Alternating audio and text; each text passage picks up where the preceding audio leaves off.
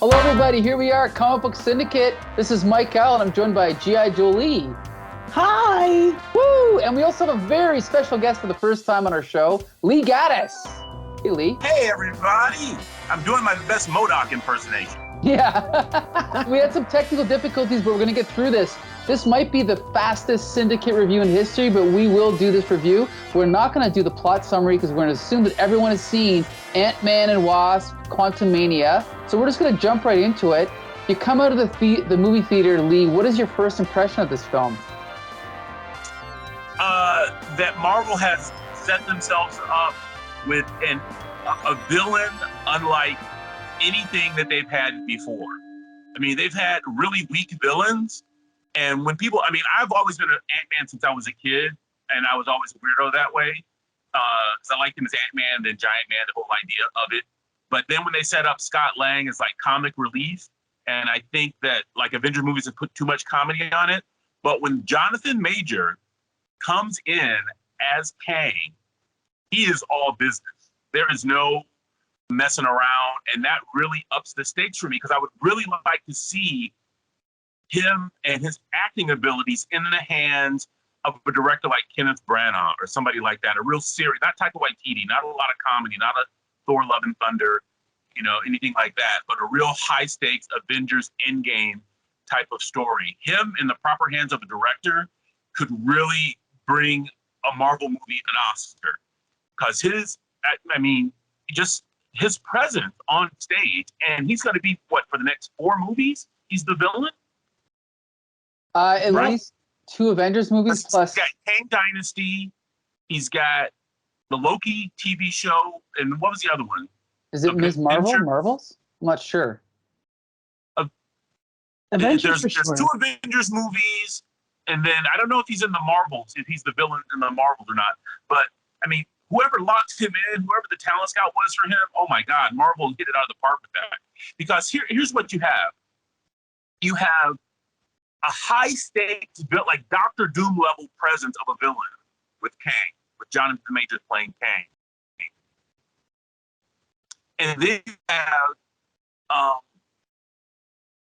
the stakes in the movie are like unwrapping time and universes, and they can bring in the X-Men, they can bring in all these other characters, right? So you have a through line with being able to mess with the multiverse, using him as the primary villain throughout, and the level of the level of threat that he presents on the screen rises to the occasion. Now, why they started off with Ant-Man Quantumania with like almost like the least superhero, which is Ant-Man. He's like the least superhero of all the Marvel superheroes, right? And they start off the movie with him being self-aware of that, right? Where they confused him with Spider-Man, right? So I see Kang, as being like the type of movie that you would have with Multiverse of Madness level type intensity, stakes, right? Really high stakes when you're dealing with Kang. And then you get all the different variants that he gets to play. Because we got a little taste of him in the Loki TV series season 1 at the end as He Who Remains, right? So we know what the closed loop is, that eventually He Who Remains will win the multiverse war. But what happens in between to all the other Kangs and all the other characters that he's playing, I just can't wait for it. It's going to be absolutely mind-blowing. The special effects in this movie are 2 different levels. MODOK, the face, was disturbing to me. The environments that they were in the multiverse were flawless. I don't know how the same special effects team can do MODOK's face so badly, but then do everything else so well. I don't know how that happened. Maybe it was 2 different studios. Could have been. But I think they could have did a much better job with Rick's face. That was the part that took me out. Yeah, like based on the list, after you waited through all of the names, there are like 50 different animation studios involved in this film. So sorry guys, whoever got MODOK's face, or Darren. Whoever animated and I guarantee Darren. you there's some YouTube nerd that's going to redo that scene and make his face really super good the way they did with Luke Skywalker. Right. Yeah, somebody's Part going to of take that me- face and do a really good job. Because it was unnecessary, the CGI effects that they did for that. It wasn't, it was way too broad. His eyes didn't look right. It was just bad CGI on that. But juxtapose that with the living buildings. Like, this is a spoiler alert, right? So the living buildings were awesome. At the end of the movie, when they gave us the glimpse of all the Kangs teleporting into the Council of Kangs, I mean, oh my God, absolutely amazing. And then Jonathan Majors, each one of those, when he was Rama Tut, when he was Immortus, I don't know maybe the Scarlet Centurion was the other robot-looking guy and didn't have any eyebrows. I mean, I don't know what character. I've never seen that one. I remember, yeah. Yeah, so I'm not sure what said, it was, yeah. who did you call? And he goes, we called all of them, right? And they all started popping into the arena and screaming and yelling. So, I am on this roller coaster ride. I am ready for it. I think that if Marvel keeps casting the way they're casting with these A-list villains, because the heroes can only the villain has to be a bigger threat than the hero can overcome. And that's what makes the stakes in the movie. That's what makes it high tension. And there's no way Ant-Man should have been able to beat Kang, but he pulled it off, right? So, win for the Ant family. Because not only that, you had Janet, you had now Stature, the daughter, now Pursuit, and even with Hank Pym, Michael Douglas coming at the end with the Ant Army, I thought that was right on theme. I thought, the through lines were all there. I was there for it. The thing that pulled me out, like I said, was just the MODOK CGI. Okay. And Jonathan Majors' range from when he was being like quiet and compassionate when his time ship crashed with Janet and they started to work on to rebuild it, to the I want revenge, I will burn them all out of time for stranding me here. I mean, just the whole, and then the oh, you gonna threaten me? I mean, I wish you would type of energy that he had in there. I mean, oh my God, I can't wait for all the other stuff that's going on. So what did you think? Where were you at on that? Well, Julie, let's start with you. What was your impression of this film? I really enjoyed that it was there is plot A. Oh, no. There's plot A, and then that was it. It was like, these are the Pyms and the Van Dynes. Whoops, we're into the quantum realm, and then there wasn't anything convoluted about it. It was just like, we need to stop Kang from leaving the quantum realm, and that's it. However, we shouldn't have got we shouldn't have been down here anyway, but whoops, we messed that up. Yeah, I enjoyed that it was just a really, really simple plot. I thought it was kind of it had to have been the quantum realm doesn't exist, so it was really CGI heavy. I wonder if Darren / MODOK was meant to be almost like a stretched face on a screen. It's disturbing for sure. It would have been better.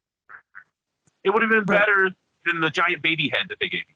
Right. It would have been better just to have the actor's actual face and then put the small body around him. But in any case, I'll just say quickly that I think the appeal of the first two films for me was how mundane and kind of down to earth everything was, with his relationship with his daughter and the friend. What was his friend's name that did all the funny narration?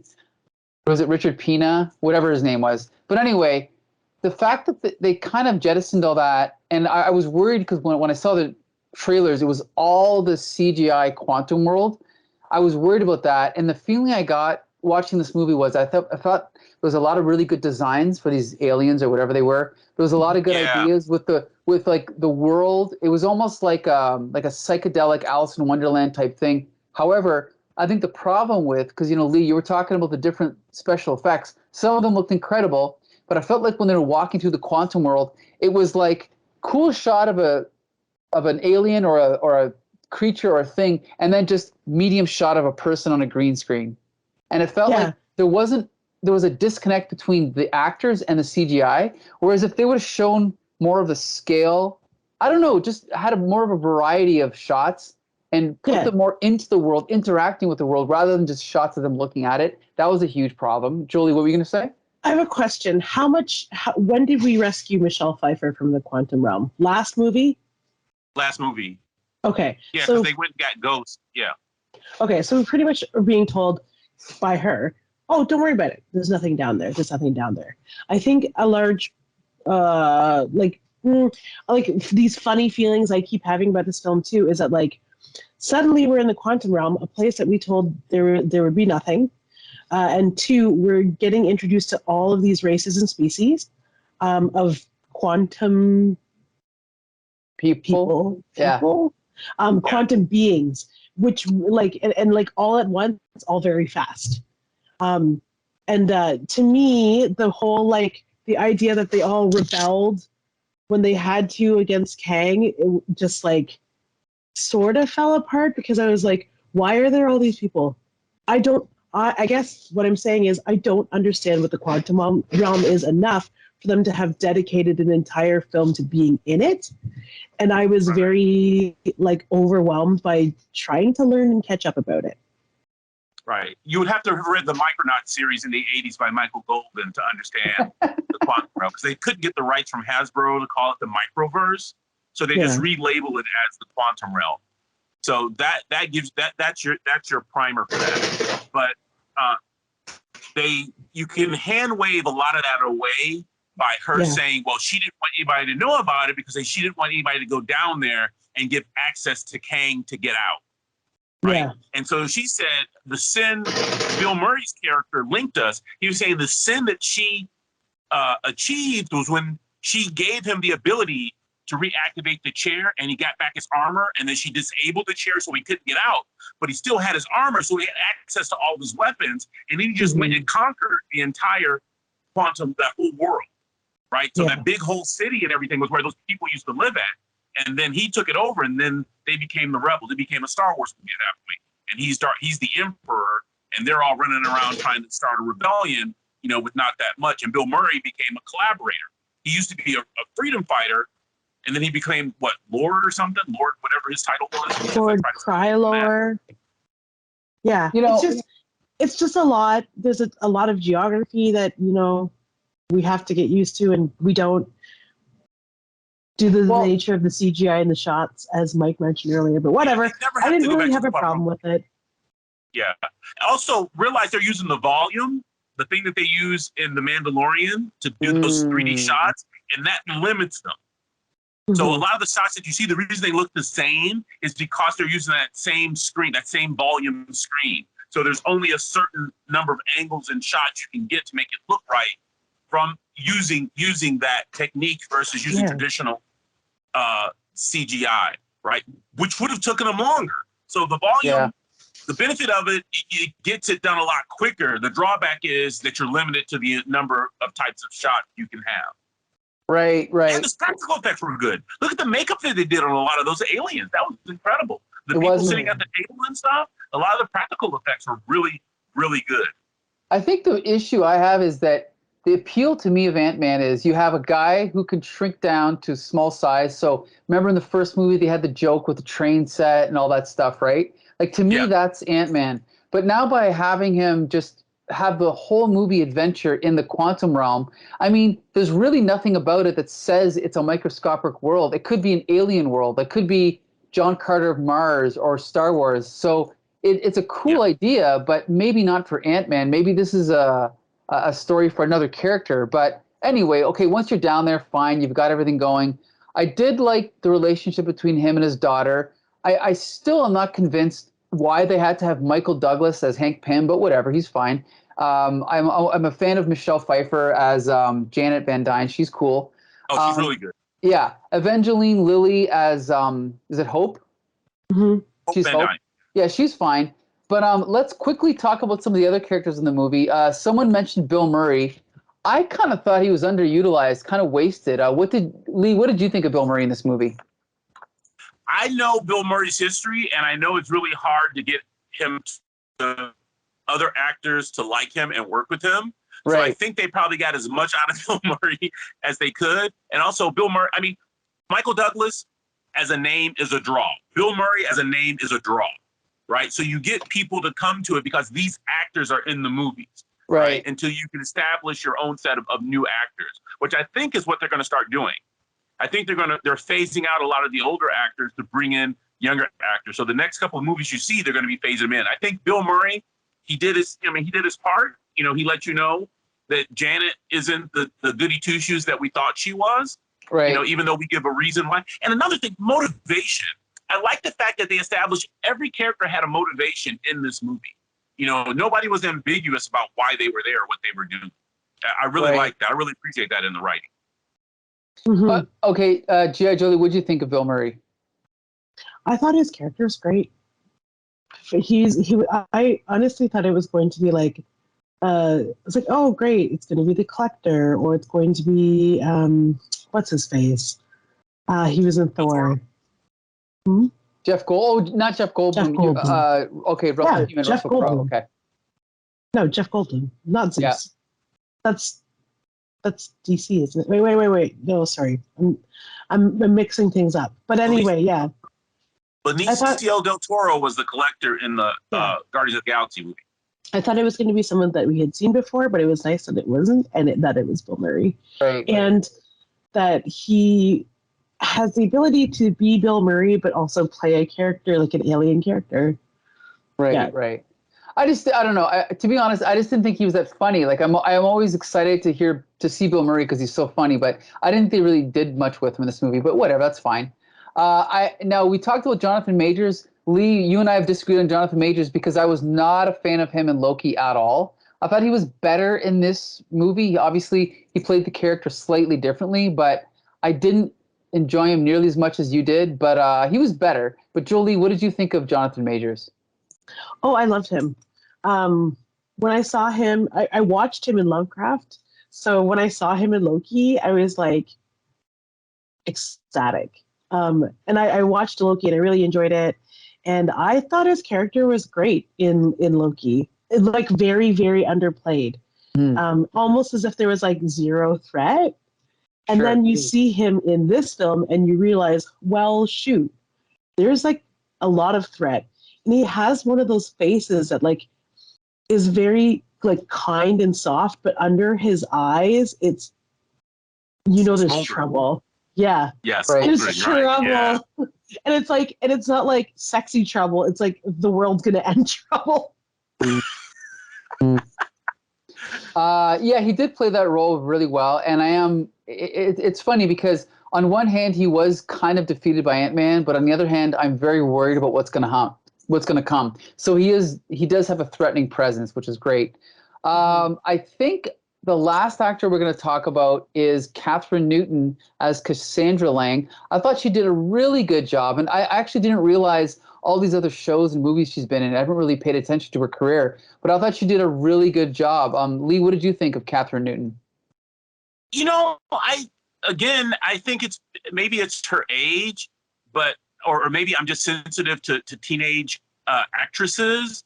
But she was playing a teenager, right? And she's in her 20s, though, right? True, you're right. She's like older than her 26. character. Yeah, she's older than her 18-year-old Yeah, she's way older than her character. But like all the stuff that she said to Scott, hiding the fact she had a suit, getting in trouble, like, oh, we can change the world if we do this or that, and not pretending about it. I mean, she did her role. I mean, she played her role. Again, I don't think, should we always expect as much comedy in our Marvel movies as we're getting? You know what I'm saying? Does everything have to be played for laughs? And so I've seen Bill Murray in some other dramatic parts where it's not comedy, and he's done great. He's pulled off some really good emotional dramatic roles. So it was good to see him stretch. And Jonathan Majors, he's different in Lovecraft Country. He's different in Loki. He's different in Devastation. Devotion. He's different as Kang. So his range is incredible because he's different in all those different products that he's been in.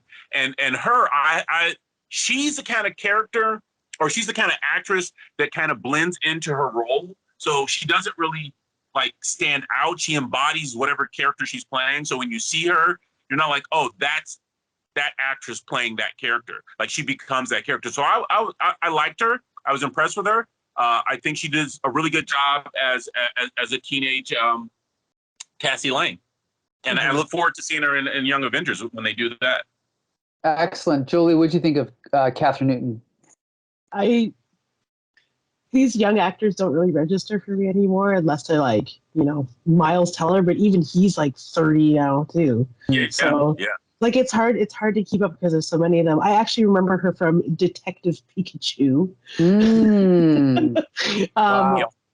But where she plays like the same sort of like sassy teenager type. So having her scold MODOK about being a dick, okay, like Lee was saying, does everything have to be played for laughs? Probably not, but it's nice to have refreshing reminders and chuckles. Yeah. Speaking of chuckles, the last actor we're going to talk about is the guy who played Derek, aka MODOK. Was it Corey Stoll? Corey Stoll, yeah. Yes. I thought he was hilarious. It's one of those jokes. Obviously, again, we talk about the sense of humor. It's getting more towards Taika Waititi and the latter-day Marvel movies. I don't think the joke with MODOK hit as well as they wanted it to, partly because of what you said, Lee. The CGI was so distracting that it took away from the joke. If it would have just been Corey Stoll's face with this baby body, we'd all be laughing, but instead you're like, the CGI doesn't quite look right. It's that uncanny valley thing. It takes you out of the story a little bit. But I thought he himself was funny. What did you think? Jolie, you want to go first? Me? Oh, Okay, no, you go. Yeah, for sure. Okay. I thought the writing was excellent, but you have to match the writing with the visuals. And if the CGI isn't right, it just takes you out of it, right? I don't think there's anything wrong with the character and what he did, or even his story arc. I really liked it. I really liked what they did with it. I wasn't expecting that. But he said, to see the Gaddy when he said, "Oh, and we were brothers, and now I'm Avengers." That was funny. Yeah. That was I great. still laugh at that. I thought that was hilarious. There were moments in the movie where I was laughing out loud and no one else was laughing. His face with a human-sized hand, and he's yes, we were brothers. Exactly. See, that stuff's brilliant, and I think that some people wouldn't. It's almost like, I'm not saying it went over their head, but it's almost like they want more guffaws and in-your-face humor. But that was the stuff that I liked. Exactly. It was subtle, right? It was subtle and effective. Yeah. And you know why that scene stands out to me? Because I wasn't looking at his face at the time. Yeah, good point. All I saw was a really good hand, touching his face. So, but there's so many easier ways they could have done that to make it better. And I think as human beings, we're trained to analyze faces a lot more than anything else.